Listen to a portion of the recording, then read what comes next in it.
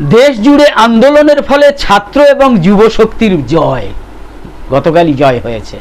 প্রতিবেদন উপস্থাপন করছি আমি জাকির হোসেন শেখ, আর ক্যামেরায় জিশান আলী শেখ।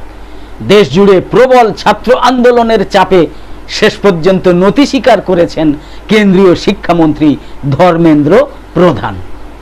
যৌবনের বজ্র নির্ঘোষ হুঙ্কারের কাছে মাথা নোয়াতে বাধ্য হয়েছে স্বঘোষিত বিশ্বগুরুর সরকার।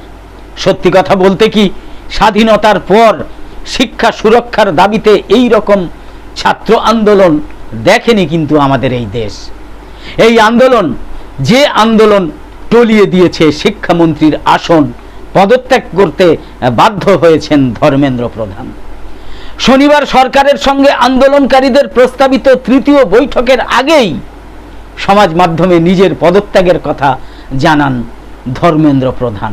উল্লেখ্য যে গত প্রায় 1 মাস ধরে নিটের প্রশ্নপত্র ফাঁসের বিরুদ্ধে পথে নেমে আন্দোলন চালাচ্ছিলেন ককরোচ জনতা পার্টি সিজেপি। যত দিন গড়িয়েছে আন্দোলনের ঝাঁজ তত বেড়েছে। শিক্ষামন্ত্রীর পদত্যাগের দাবিতে অনড় ছিলেন সিজেপি নেতৃত্ব। অবশেষে তাদের জয় এসেছে। সিজেপির কাছে এ যেন এক ঐতিহাসিক মুহূর্ত। জয় হয়েছে গণতান্ত্রিক আন্দোলনেরও। যদিও প্রথমে দেশব্যাপী ছাত্র যুব আন্দোলনে রাশ টানতে কেন্দ্রীয় সরকার অর্থাৎ মোদী সরকার চেষ্টার কোনো ত্রুটি রাখেনি।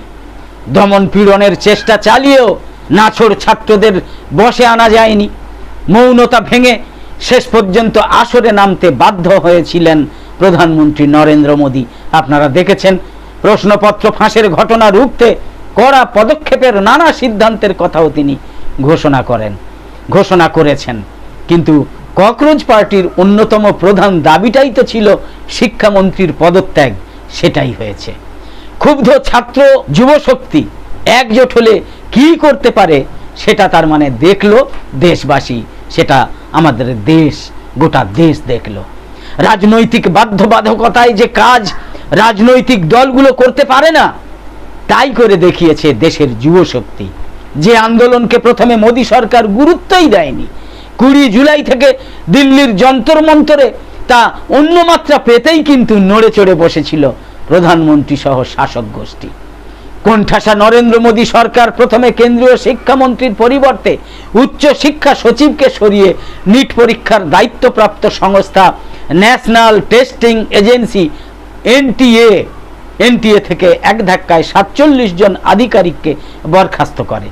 প্রশ্ন ফাঁস রুখতে কঠোর বিল আনার ঘোষণা করে এবং 3 মাসের মধ্যে মামলার দ্রুত বিচারের জন্য ফাস্ট ট্র্যাক কোর্টে বিচারের কথা জানিয়ে পরিস্থিতি সামাল দেওয়ার চেষ্টা করে। কিন্তু অনড় আন্দোলনকারীদের তাতে দমানো যায়নি। সরকারের প্রায় প্রতিটা পদক্ষেপ ঘোষণা নিয়েও বিস্তর বিতর্ক তৈরি হয়। ছাত্রক্ষোভের আগুন ছড়িয়ে পড়ে দেশের এক প্রান্ত থেকে অন্য প্রান্তে, রাজ্যে রাজ্যে, এমনকি বিদেশেও। অবশেষে নতি স্বীকার। আন্দোলনকারী ককরোচদের সব কটা দাবি মানতে বাধ্য হয় মোদী সরকার। ছাত্ররা চোখে আঙুল দিয়ে দেখিয়ে দিয়েছে সরকারের ব্যর্থতার নানা দিক। প্রশ্ন হলো, এর থেকে আদৌ কি কোনো শিক্ষা নেবে নরেন্দ্র মোদী সরকার, অমিত শাহের সরকার? প্রশ্ন উঠছে কারণ আন্দোলনরত ছাত্র সমাজ যেখানে গোটা উচ্চশিক্ষা ব্যবস্থার সিস্টেম নিয়ে প্রশ্ন তুলেছে, যেখানে কয়েকটা প্রশাসনিক ব্যবস্থার কথা বলে কেন্দ্র আসলে সবকিছু ধামাচাপা দিতে চেয়েছিল। লক্ষণীয় বিষয় হচ্ছে, নিট প্রশ্নপত্র ফাঁসের ঘটনার পর ছাত্র সমাজ ক্ষোভে ফুঁসতে থাকলেও এই সরকার প্রায় 36 দিন, কম কথা নয় 36 দিন নির্বিকার ছিল। ককরোচদের আন্দোলনে পরিস্থিতি হাতের বাইরে চলে যাচ্ছে দেখে তবে নরেন্দ্র মোদী সরকার নড়ে চড়ে বসে। যে পদক্ষেপ অনেক আগেই করা দরকার ছিল তা কেন করা হয়নি, সঙ্গত কারণেই কিন্তু সেই প্রশ্ন এখন তাই উঠছে।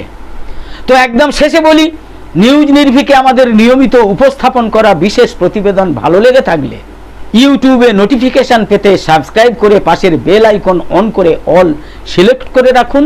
আর ফেসবুকে লাইক বা ফলো করে আমাদের আরও নতুন নতুন ভিডিও বানাতে এবং লাইভ সম্প্রচারে উৎসাহিত করতে লাইক, কমেন্ট এবং বেশি বেশি শেয়ার করে সঙ্গে থাকুন। তো আপাতত শেষ করছি। কামনা করি সকলে সবসময় খুব ভালো এবং সুস্থ থাকুন, সাবধানে থাকুন। ধন্যবাদ।